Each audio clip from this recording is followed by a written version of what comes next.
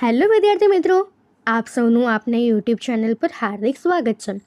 તો આજે હું તમારા માટે લઈને આવી ગઈ છું ધોરણ 7 વિષય English unit 2 the simple present ટેન્સના સ્વાધ્યાયપોથીની સંપૂર્ણ સમજૂતી. તે પહેલાં તમે જો આપણી ચેનલને લાઇક અને સબસ્ક્રાઈબ ન કરી હોય તો એ જરૂરથી કરી દેજો. તો ચાલો આપણે આ તમામ પ્રશ્નોના ઉત્તરોની સમજૂતી મેળવીએ. તો અહીં આપણા unit 2 the simple present tense સાદો વર્તમાનકાળ, તેમાં આપણને સૌપ્રથમ આપ્યું છે ટુ બી ક્રિયાપદના સાદા વર્તમાનકાળના રૂપો.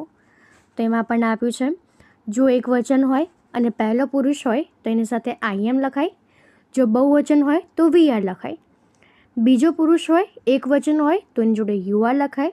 જો બીજો પુરુષ બહુવચન હોય તો યુ આર લખાય. ત્રીજો પુરુષ એક વચનમાં હી શી કે ઈટ હોય તો તેની સાથે ઇઝ લખાય. અને જો ત્રીજો પુરુષ બહુવચન હોય તો તેની સાથે દે આર લખાય.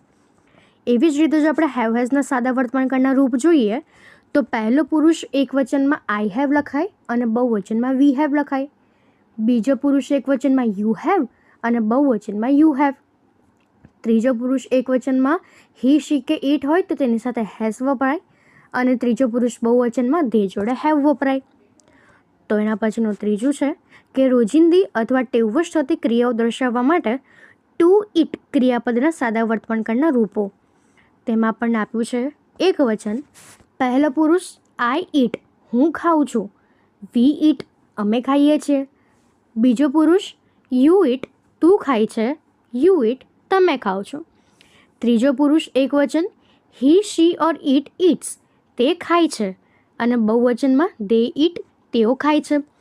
જેવી રીતે આપણે ઉપર જોયું એ જ પ્રમાણે હી શી અને ઈટ જો ત્રીજો પુરુષ એક વચન હોય તો તેની સાથે એઝ વપરાય છે. તો હવે એના પછી આપણને આપ્યું છે કે દરેક વાક્યમાં ક્રિયાપદનું મૂળરૂપ વપરાયું છે. અહીં ત્રીજા પુરુષ એક વચનમાં જ ક્રિયાપદને અંતે પ્રત્યય એસ લાગ્યો છે.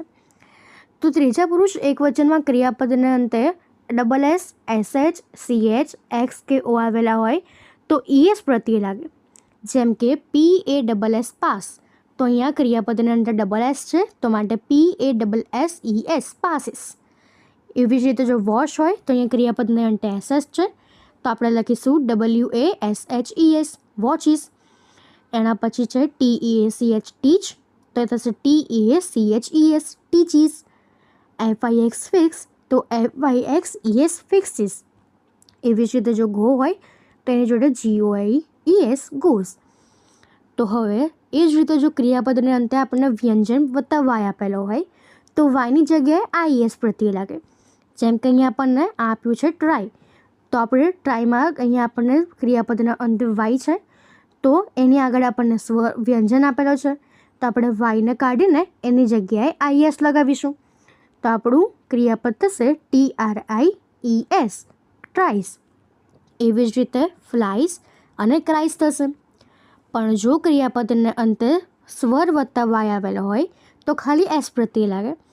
જેવી રીતે જો આપણને પ્લે આપ્યું હોય તો અહીંયા ક્રિયાપદના અંતે વાય છે અને એની આગળ સ્વર છે તો આપણે ખાલી સીધું લખીશું PLAYS પ્લીઝ.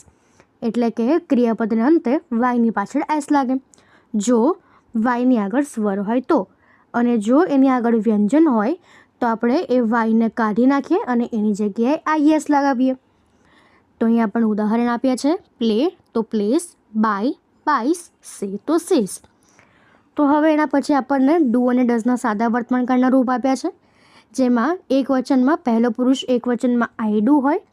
એવી જ રીતે બહુવચનમાં વી ડુ હોય. બીજો પુરુષ એક વચન હોય તેમાં યુ ડુ હોય અને બહુવચનમાં યુ ડુ હોય. પણ જો ત્રીજો પુરુષ એક વચન હોય તો એમાં હી સી કે ઈટ એની જોડે ડઝ વપરાય અને બહુવચનમાં તે જોડે ડુ વપરાય. તો હવે એના આપણને સિમ્પલ પ્રેઝન્ટ ટેન્સમાં કેટલાક પ્રશ્નોના આન્સર આપ્યા છે. તો હું સિંગ્સ અ સોંગ, અહીંયા હું જે છે એ એક વચન માટે વપરાય અને એ બી ત્રીજો પુરુષ માટે, એટલા માટે અહીંયા સિંગ્સ લખાયેલું છે. તો એનો આન્સર થશે આરતી સિંગ્સ અ સોંગ. અહીંયા આરતી ત્રીજો પુરુષ એક વચન છે માટે આપણે સિંગ્સ લખેલું છે. The children sing a song, અહીંયા જે ચિલ્ડ્રન છે એ બહુવચન છે ત્રીજો પુરુષ તો માટે અહીંયા આપણે ક્રિયાપદનું મૂળરૂપ લખેલું છે. એવી જ રીતે what does Bharat learn, Bharat learns English. What do the boys play, The boys play football. Where does Anil work? Anil works in a school. Where do they play? They play in garden. When does Rekha come home? Rekha comes home at 5 o'clock. When do the children go to the school? The children go to school at 7 a.m. એના પછી fifth છે, which game does Anand play? Anand plays chess. Which subject do they like? They like maths. How many dolls does Priya have? Priya has 2 dolls. How much milk do they sell? They sell 10 liters of milk.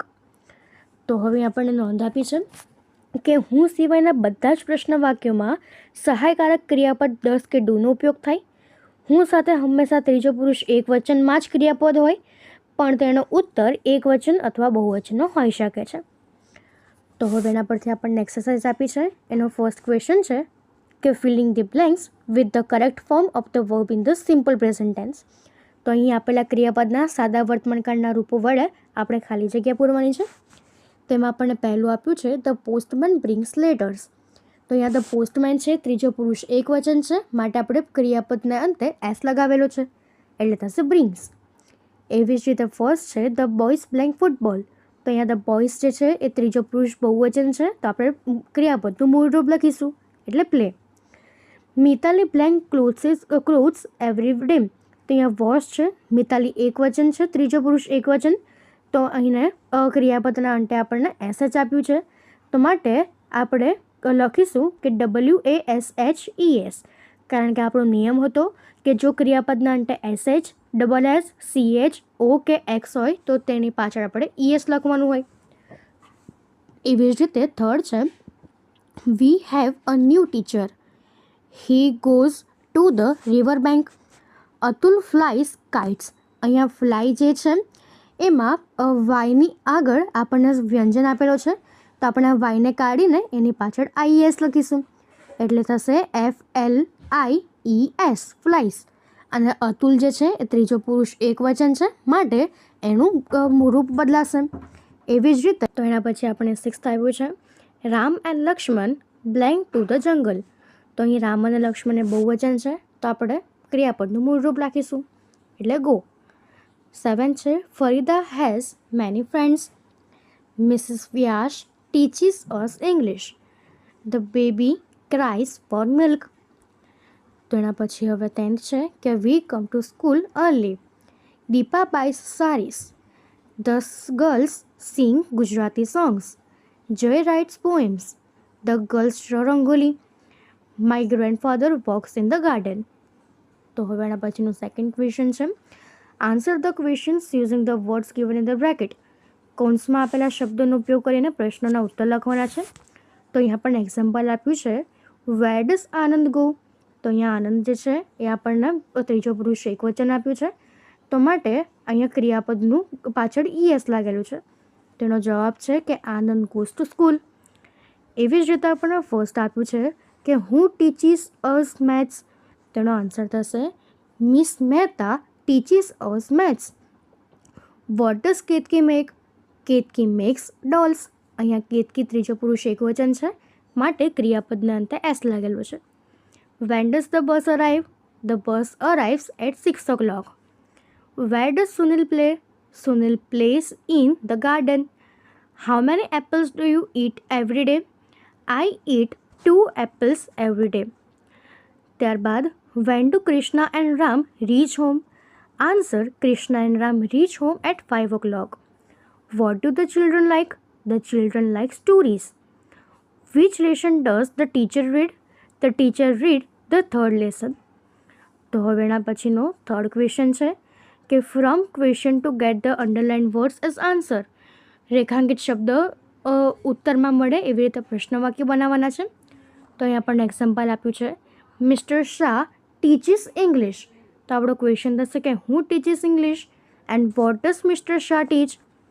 તેવી જ રીતે આપણને first આવ્યું છે Anmol and Nita go to school at 11 o'clock. તો આપણો question થશે હું go to school at 11 o'clock. Where do Amol and Nita go to 11 o'clock and when do Amol and Nita go to school. Second છે ભૂરીબેન સેલ્સ મિલ્ક. તો હું sells milk and what does Bhuriben cell. Third છે the moon shines at night, તો when does the moon shine. Fourth છે we play cricket in the school playground. તો આપણો first question થશે કે હું play cricket on school playground. What do we play on the school playground and where do we play cricket. Fifth છે Rakesh eat an apple in the morning, તો હું eats an apple in the morning. What does Rakesh it in the morning and when does Rakesh eat an apple. એના પછી sixth છે Mr Joshi goes to the office, તો where does Mr Joshi goes. એના પછીનું 7 છે Mr Patel goes to his shop at 9 AM, તો હું goes to his shop at 9 AM. Where does Mr Patel go to at 9 AM and when does Mr Patel go to his shop. 8th છે the train રીચીસ Vadodara at 10 PM, તો where does the train reaches at 10 PM and when does the train reach Vadodara. Mayankbhai has 2 cars, તો હું has 2 cars અને how many cars have Mayankbhai. 10th છે the gardener has a stick in his hand, તો what does the gardener has in his hand. તો આપણે આ પ્રમાણે questions બનાવી શકીએ છીએ. તો અહીં આપણા તમામ ક્વેશ્ચન આન્સર પૂર્ણ થાય છે. જો આમાં તમને કોઈ પણ ડાઉટ હોય તો તમે કોમેન્ટ સેક્શનમાં જરૂરથી જણાવી શકો છો અને આપણી ચેનલને લાઇક શેર અને સબસ્ક્રાઈબ જરૂરથી કરી દેજો.